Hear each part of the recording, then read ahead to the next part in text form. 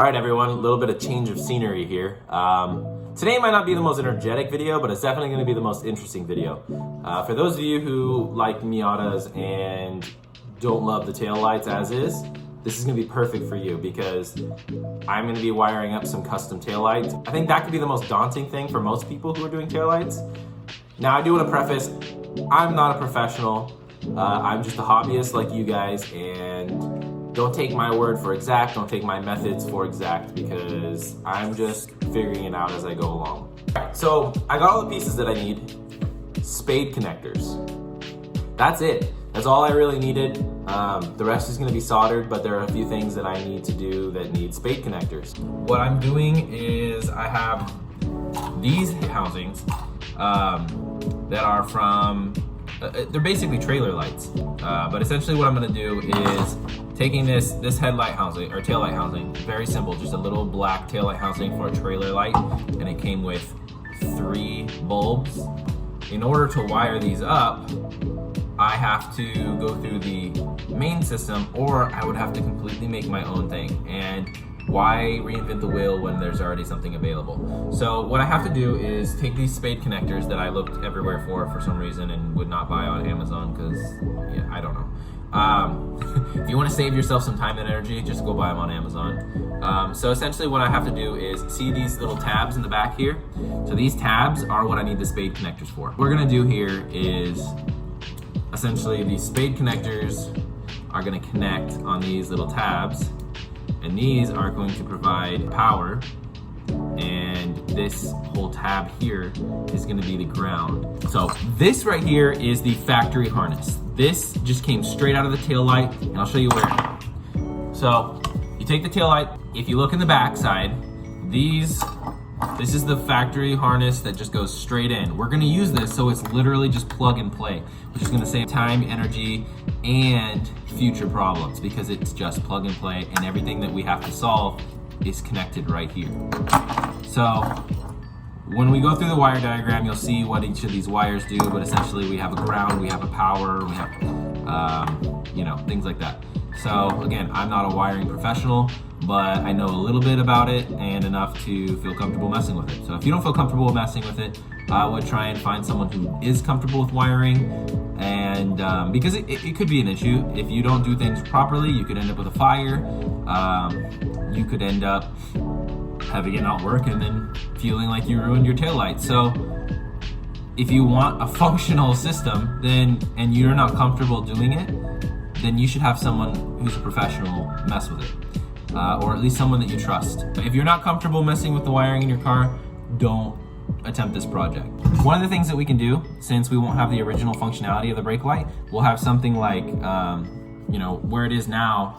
If we completely copied it, we would have turn signal, brake light, and reverse light.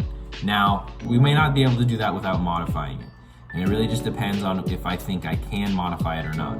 And if I don't think I can modify it comfortably, because again, I'm not a professional, what I'll end up having to do is taking this whole system out and taking it as is, which means we'll have a turn signal, we'll have a brake light, and we'll have a running light. So, not the end of the world. It's usable. It just means that our tail lights themselves won't function as a reverse light. If we look at the tail light panel that we already have, you'll see what I'm talking about. So the nice thing about the Garage Vary panel is if we decided to do it where we have essentially our turn signal, brake light, and running light, the nice thing is that we'll have this area as the in-system reverse light, so we can just keep it all together. So we'll have everything wired up to where these are just brake and turn signals, and then they sell them for this panel, or I can get something from another car, which is kind of what I'm leaning towards, considering I'm already using taillights from a Volkswagen bus. But I think it fits the whole build aesthetic, especially once these are painted amber on this side. Super straightforward. All we're gonna be doing is wiring up the taillights and getting them to a plug and play situation where they're all working the way that we want them to. This whole thing is pretty much every import car from 1991 to 1995. If you are gonna start messing around with the wiring or electronics or anything in your car, you're gonna want a manual. You don't need to have this giant one, but if you have multiple 90s import cars, this is gonna be your Bible. If you're gonna be using the porter lights, you're not gonna have any of this problem because most people have already wired them or they're plug and play. I'm not sure exactly because I didn't decide to go with that option because I already knew that I wanted to use these. But if you wanted to use some other kind of tail light, you're gonna be in the same situation. It's really simple. It's really just plugging wires where they're supposed to go and making sure the connections are secure and safe. First step when you're wiring anything in your car is unplug the battery. If you don't know how to unplug your battery, you probably shouldn't be messing with this stuff. But what you're gonna wanna do is you can either take off both the positive and the negative or just the negative. And then everything that you're gonna be messing with is gonna be back here. What kind of tools are you gonna need for this project? Well, you're gonna need a soldering iron. You're gonna need a wire stripper and probably some sort of cutter. That's essentially all you're gonna need. And I'll show you how the process goes. It's really easy. There's nothing to be really worried about. Make sure you're wearing a mask and you're in a well-ventilated area because it's really not good to be breathing in those fumes. So wear a mask, wear safety goggles, wear gloves. Just take care of yourself. Okay, so here's my wiring diagram that I wrote up a while ago. So this is our factory harness. And everything's already hooked up as is. So you're gonna have our turn signal. This is our brake light. It's gonna have the running light because it's a dual filament, as you can see there. So that's why it's called a dual filament, because there's actually two filaments in there. One's gonna be brighter than the other one. And so when you step on the brake pedal, the brighter one's gonna show up, and that's just gonna signify to the person behind you that you're braking, as we all know. And then this is the reverse light. So when I was messing around with this, I had it completely backwards. I ended up going through anyways off camera. I was looking at this and I was like, wait a second, these don't line up to this. And I realized, oh shoot, I messed up. So here, I'm gonna show you what I did real quick. Basically, this is the factory harness. It's exactly the same as this guy right here. And I'll show you based on what you can see here, the wiring diagram and this guy, so you can see what I did. That empty one is nothing. So this is gonna be your reverse light, as you can see here on our diagram. And then the turn signal is this guy right here, this little green and yellow cable. So it's hard to see on camera, but if you look really closely, there's green with a little yellow stripe, and that'll let you know that that green with yellow stripe is your turn signal. And then next one on the same side, same bottom terminal, so terminal number 1 on the right side, it's going to be green with, it's a solid green with little red stripes going across it, so horizontal red stripes. You can see they all kind of have that in their green ones, but either way, it's green, solid green, we'll just say, and that is going to be our brake light because it's switched, much like the turn signal. And then our running light is this red wire with a green stripe, and that is going to be running our running light. So when you turn the brakes on or you turn all your lights on in your car, this is the one that's going to be constantly running. So turn signal, brake light, running light. That's essentially the whole setup. And then the next thing would be the top of the terminal here. So terminal 3 on the right side. So if you're going from the bottom, it's 1, 2, 3. So this top one has 2 wires coming out of it, and they are both going to be your negative, so they're your earth, whatever you want to call it. This whole housing is essentially our ground, and so that's going to connect into this part here. We won't put the housing on yet. What we'll do is we're going to probably set this into the car. Now my battery's dead, so nothing's actually going to happen, but if you were going to test this out, what you're going to want to do is you're going to plug this into your car. Be very careful not messing with stuff because this is fairly dangerous. Yeah, so I'll need different bulbs for this too, so that's again another reason why I can't really run it. But when this video comes out, I should be able to run that. But essentially, it's just gonna take these little bulbs. So you're gonna have a brake, these are both brake lights. So one will just have a brighter one than the other one, and we'll have to do some homework and figure that out. And then for the reverse light, again, it's this guy. So we'll feed this into whatever light bulb that we wanna do. You're good to go.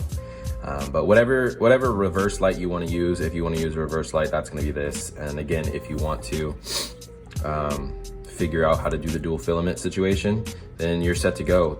So these two, you would just take them out, put them together. They'd be on some sort of dual filament situation, which I don't have currently.